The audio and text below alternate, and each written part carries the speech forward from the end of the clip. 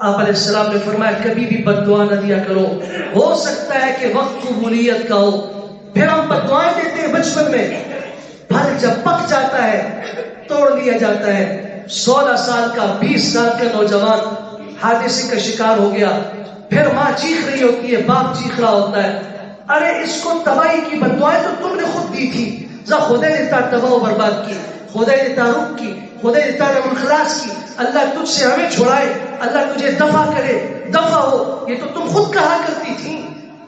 تمہاری ان دعاؤں کو اللہ نے قبول کیا اور تمہیں صرف احساس دلوایا۔ اس وقت اللہ کی نعمت کا تمہیں احساس نہیں تھا، وہ کتنی بڑی نعمت تمہارے پاس موجود تھی، آج جب اللہ نے لی تو چیختے کیوں ہو؟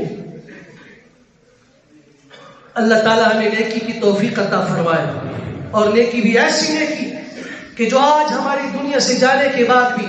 ہم قبروں میں چلے جائیں، پتہ نہیں قیامت کب